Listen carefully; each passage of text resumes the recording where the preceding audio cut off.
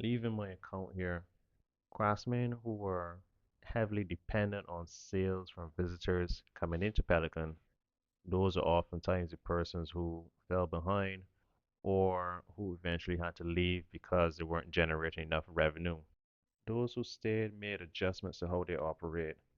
A few of them would wholesale their work to different locations, but for most craftsmen, because it's a lengthy process to reach a finished product, they prefer to take their work with them to locations where the individuals may be interested in what they create. So they would do this while maintaining the spaces at Pelican as a central location because it's easier to get to, especially for their clients who may take public transport. Those craftsmen who left have had their successes too as well. Know of one where they've been able to find a market abroad, so they export most of what they've made. Another craftsman was able to get a space in a port just next door to Pelican. With the higher volume of visitors coming into the port, they were able to sell their work much better than what they were doing in Pelican. Prior to reopening, Pelican had better numbers. This was not just the sentiment of my older colleagues, this was also what returning nationals remember. This is locals of a certain age, and this is also visitors who've been coming to the island for a very long time. This is the reason why those craftsmen were heavily dependent on sales from visitors coming into Pelican. Shortly after reopening, craftsmen held meetings with management to discuss ideas on how they could recover some of the numbers that they lost. One idea that kept coming up was trying to get visitors to walk on the same side of the street that their work was on. When visitors exit the port, I believe they exit on the same side as Pelican, but then they cross over. So this would give their work a higher visibility. A number of attempts was made over the years with their work. So we've had craftsmen who place their work on the opposite side of the street where visitors walk. People have had the jewelry parties and a few more other events. I think overall it will make an interesting thesis or a good case study once it isn't biased. History of Pelican, location, differences between Pelican prior to reopening and after reopening. What were the average sales like for a craftsman prior to reopening and after reopening? I wasn't here for the old Pelican, but what I can say is that after reopening, a number of the ideas that craftsmen put forward were based on long-term development. So that would help pave the way for the next generation of creatives. These places may not exist today, but in the past, if you let's say if you graduated from the Youth Entrepreneurship Scheme or you came from Barbados Youth Business Trust, or if you graduated from a BCC arts program, or even if you came from uh, art and design college abroad, once the work is made locally, there's already a district or a sector that you could come to that is known for making locally made products. If you're a graduate from these institutions, you need time to develop the skill and to also build your client base. With the privatization, it wouldn't give you the opportunity to develop the skill. It also would have carried an effect on our most experienced craftsmen too as well. Those who work on commissions, it can take weeks to complete a commission. For example, if a craftsman starts a commission at the beginning of the month and it takes him 3 weeks to complete, at the end of the commission, especially if it's a government organization, that craftsman won't be paid. It could take several weeks or even go into months before you could receive a payment on that commission. Privatization could have scaled us down or easily price us out of the spaces. Craftsmanship doesn't operate the same as commercial retail. Commercial retail uses cheaper labor or machinery that can keep the product cost down. Retailers can import a finished product and add markup. Our process is slower. This is structured for mass market, and this is how most of the world operates. What we do is a slower pace. There are no assembly lines. There's no industrial sized machinery that can shoot out 500 pieces per day.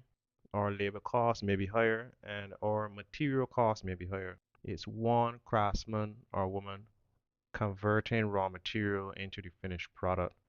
That may be done with hand by hand tools or it may be machine assisted. Usually, if it's done by hand, it can cost a bit more. Today, you can see videos of craftsmen online demonstrating their process and the steps it takes to reach the finished product. Globally, craftsmen try to position themselves in spaces where it isn't such a heavy financial constraint. This is to facilitate the lengthy process and also develop technique. Local craftsmanship has had its time. These are words that we've heard already. We can import everything or we can have a machine make it for cheaper. But there are visitors who would say otherwise. They want to know what do we make here, and they also tell us their stories. They've been to several countries, for example, and they've seen the same exact souvenir. The only difference is in the country that they were visiting, the name of the country was on the souvenir. So there are those who try to seek a more locally authentic experience. They may want to order a piece and then take a short clip of it being made to show the experience to loved ones back home, connect with the artist, and also share some of their other experiences. We've had guests tell us about their experiences in other countries where they've seen local craftsmanship as soon as they step off the ship. They've seen those craftsmen weaving baskets or making jewelry from coconut. This experience is what we call a niche, and this is where our strength is. We don't cater to the mass market. Similarly, locals travel to have the European experience. They've built their larger brands and positioned them across the globe, and they attract their affluent clients to more smaller, selected niche craftsmanship. This is for a more exclusive experience. They pride themselves on quality and refinement, and they're considered to be the best in the world. Our work is usually well received when we do get the opportunity to go to these places. Citizens may be educated in what to look for, the time it takes to make the work, and the finishes. We had craftsmen who have gone to France and they've sold everything they had. We've also had some craftsmen who participated in television show in the UK, I believe. They ended up on the finalists of that show. I've also had some experience with this too as well. Traveling to my first time leaving the country, going to the Dutch Antilles, and the show itself was poorly attended, heavily taxed, but it just took one buyer to purchase everything I had. It's not just about building a souvenir for tourists, but developing a reputation for a high quality Barbadian product. Most of our clients may be price sensitive, so we make work where it would be suitable. However, a craftsman at Pelican will average around 25 to 30 years experience, so they can make an even more refined product. Our elected representatives would notice they've commissioned work for heads of state in other countries and other ministers too as well. Whether you are a local or a visitor, you can go to our Mount Gay rum and be educated about rum in Barbados. You can also go to George Washington House Museum and be educated about the history that surrounds that character. You should also be able to come to Pelican and know the history about craftsmanship in Barbados. Pelican predates the independence of Barbados. and it has created some of the most prominent and skilled craftsmen on the island. They all have a story to tell, whether it is about Pelican before reopening or Pelican after reopening. Did we have a tannery in Pelican? Did the island's craftsmen create some of the most indestructible furniture, raw iron furniture? Today, we see vendors at our cheap side use it to sell their produce on top of. Was that raw iron furniture a trend at one point? If so, from what period to what period? Was it influenced by another island, the same raw iron furniture? How has local craftsmanship influenced fashion? Who were the first pioneers of locally made handbags using materials that are indigenous to the island? Were leather sandals a trend at one point? If so, from what period to what period? Why do we call them Rasta sandals? How much do you know about craftsmanship in Barbados? Some of us started off vending. We may have a innovative idea or a creative idea, low working capital, or we may just be consistent in what we were doing. We may be recruited from some person from IDC, and this is how some of us got our storefronts. It's interesting to have a number of creatives in one space. Everything is so imported. It's still refreshing to see local work and also a place where you know you can find any local design or there's a directory of where you might be able to find. And outside of Pelican, we've had locals who've been making their own craft beer. We have some local guys who made soap from the sargassum seaweed when that was washing up on the shores. Inside of Pelican, we've had two different woodwork places. So we have wood carving and wood turning, and three if you count fine art framing with the frames, and of course different types of wood being used in their process. Three different types of glass: glass slumping, glass blowing on a small scale, and cold work glass, which may be also mixed. Three different types of glass used. This is just an example of two types of mediums that were worked in Pelican. We can also add four if we include stained glass artists who come from abroad. We've had a few who came from abroad to fix some church windows here, some Canadian artists, and who use one of the facilities, one of the glass facilities, to organize their work. We also had stained glass artists, British, who came in too as well, but he didn't use the facilities. We also had student artists who came to consult about their artwork. So at times they think that they would need one person, but in actuality, they may probably end up needing another craftsman to help them with the project. One of the benefits I saw from having creatives in one space is that if one person could not figure it out, then especially on the senior craftsmen, they would collaborate until they come up with a solution, especially for the younger craftsmen. So if you did have a school project and you came to Pelican and one artist wouldn't be able to help, you didn't have to drive across the Barbados to find another craftsman who might not, who might have another different solution. We had all the creators basically in one place, or most of them in one place. Despite being next to a major port, Pelican has had some of the most dismal tourism figures among attractions in Barbados.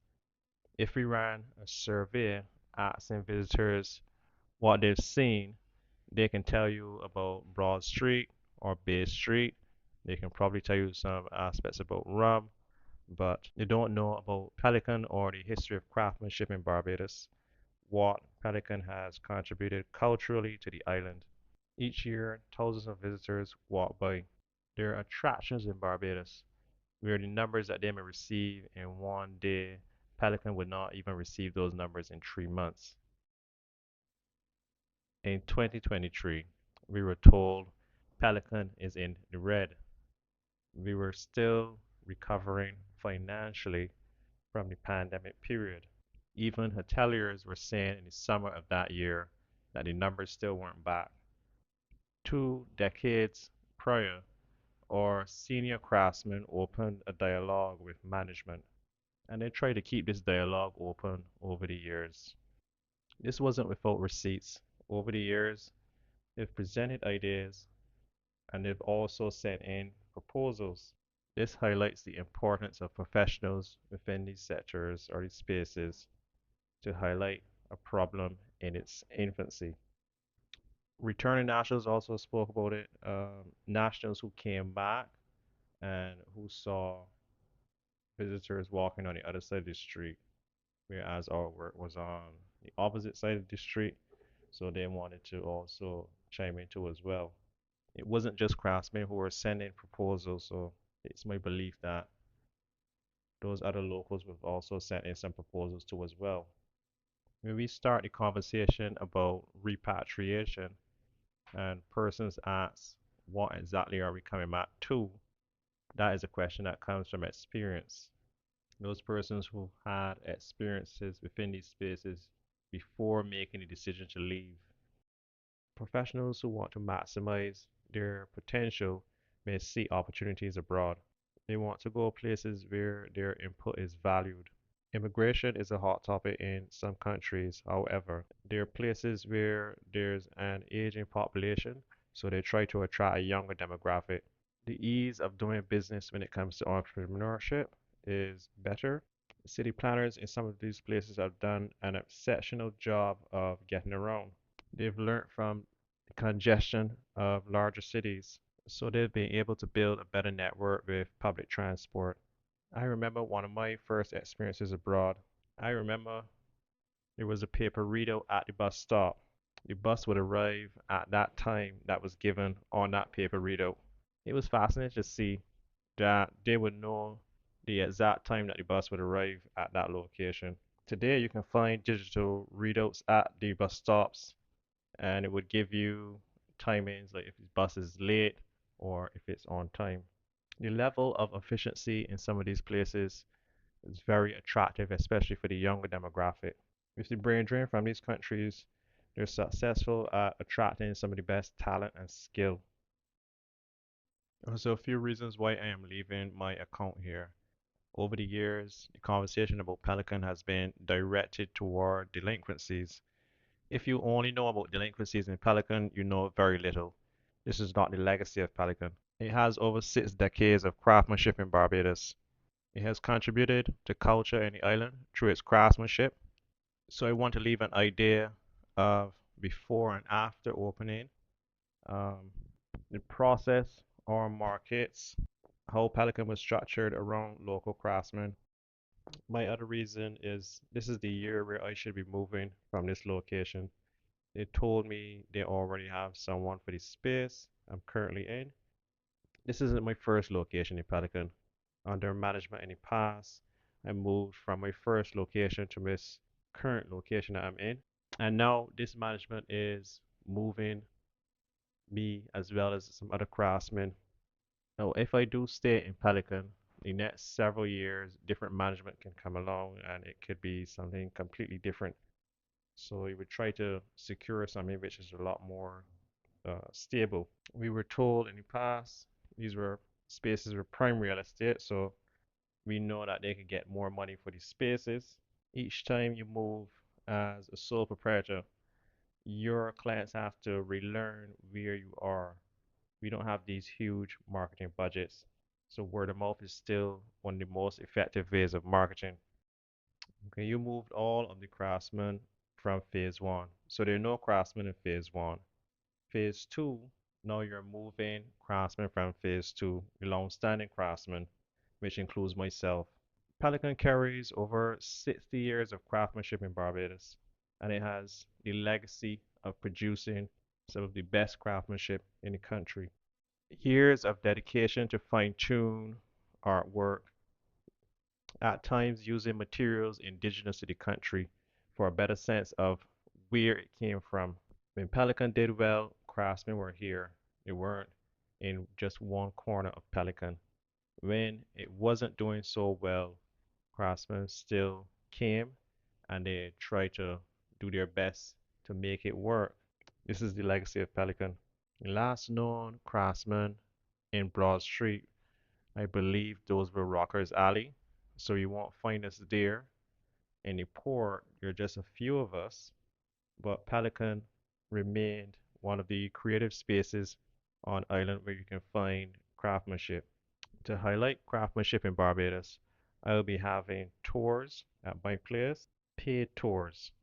Anyone can come and see me at work, but with the tours, you will have a start to finish, and at the end of it, you will also be able to keep uh, a keepsake that will be made for it. With everything being said, manners and respect.